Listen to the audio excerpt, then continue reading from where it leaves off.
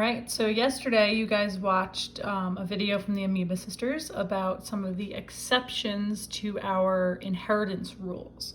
So up until now, you guys were learning about something called complete dominance, where there's two traits and one is completely dominant over the other. And therefore, when an organism has both alleles, the dominant one always shows up over the recessive. And that's how most traits work. But there are a couple of exceptions. We have incomplete dominance and codominance.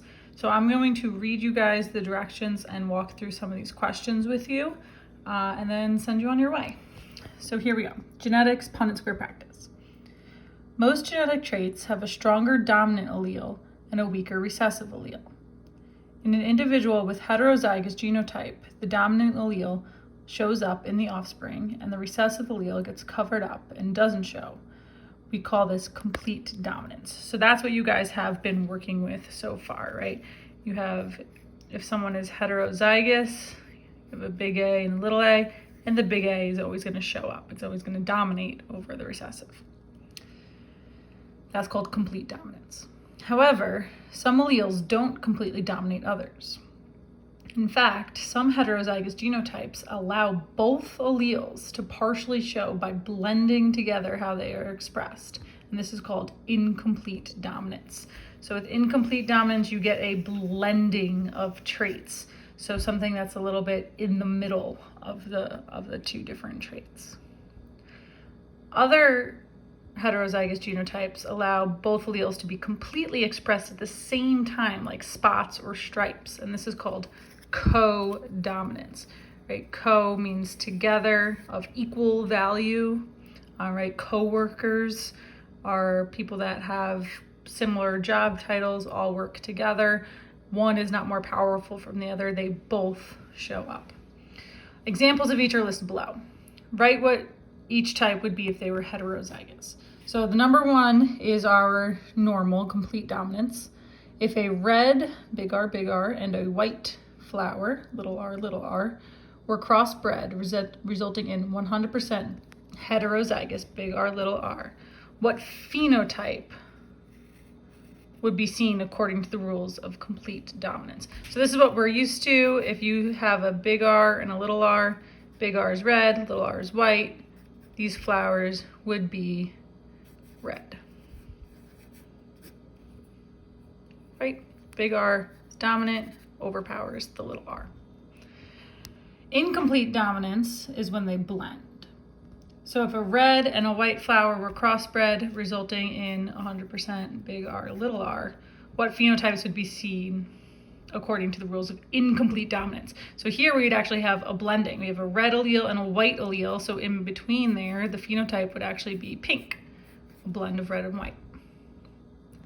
And then for codominance, if red and white flower are crossbred, and here they actually use two different letters for it to show that they are both equal.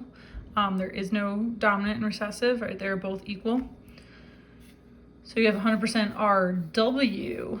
What phenotypes would be seen according to the rules of codominance? Well, here you'd actually have flowers that are both red and white. They would show both of those colors on their petals. So we're going to apply that to some problems. So here you have incomplete dominance practice problems, and then you have codominance practice problems here. Some more incomplete, and that's actually where I'm going to stop. So this page on here that says 11 on it, this is what you guys are going to do. So this page, I'll go over an example here, an example here, and an example here. And the rest of the questions on these pages is going to be up to you guys to do before Friday. So I'll do some of these with you right now, just as an example. So snapdragons are incompletely dominant for color. Snapdragons are a type of flower. They have phenotypes red, pink, or white. The red flowers are homozygous dominant.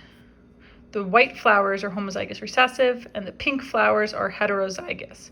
Give the genotypes for each of the phenotypes using the letters big R and little r. So phenotype, again, is physical trait. So red, snapdragon, we said red was Red flowers are homozygous dominant, so they would be big R, big R. Pink are actually somewhere in the middle, right? It's a blend, so they would be a big R and a little r. And then white would be 2 little r's. And then we have some Punnett squares down here. So it says show genetic crosses between the following snapdragon parents using the Punnett squares provided and record the genotypic and phenotypic percentage. So the percents of genotypes and the percents of phenotypes. So pink times pink. Well, we said pink was big R, little r. And then you fill in the Punnett squares.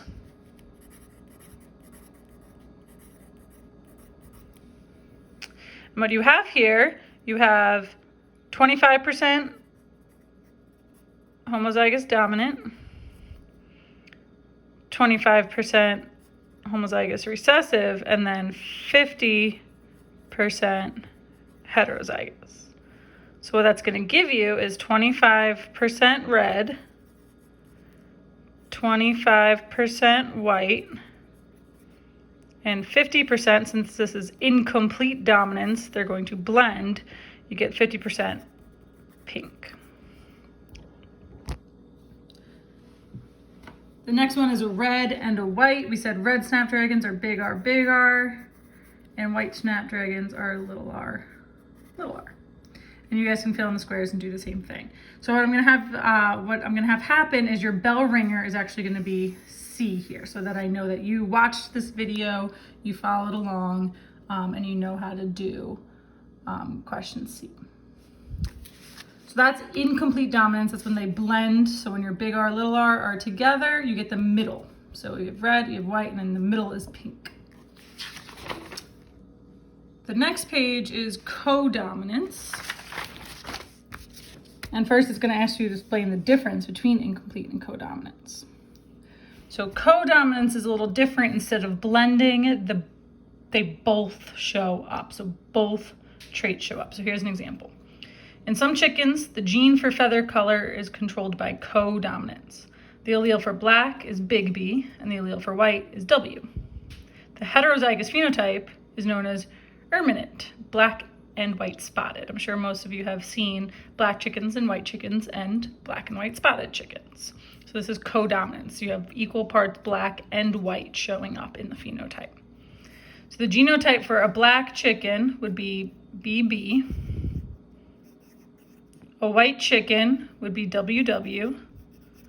And then erminate chickens would be BW. They both show up.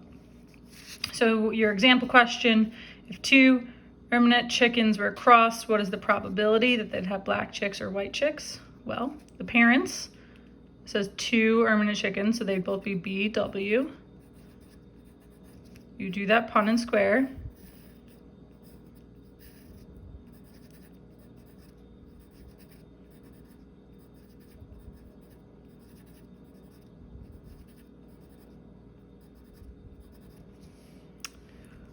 Black chicks, you have 25%, and then white, you have another 25%, and that gives you 50% would be that both, that co-dominant trait where they'd be both black and white.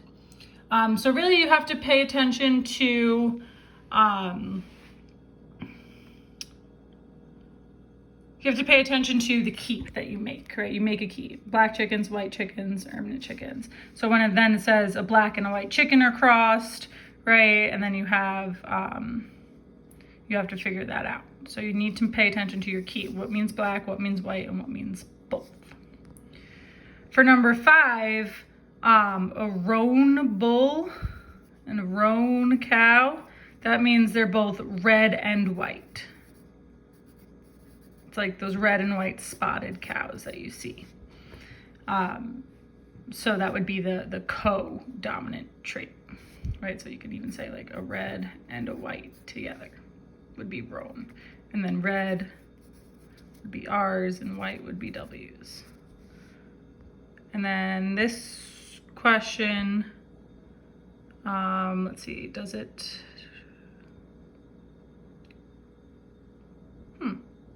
that one's an interesting one. Thinker. You guys have to think on that one. And then again, your last page is going to be some more practice with incomplete. So that's what you guys are doing before Friday. You have these 3 pages. It says genetics, Punnett square practice. It's about codominance and incomplete dominance. You're doing this, well, the rest of this page, the page after that, and the page after that. And that will be due on Friday.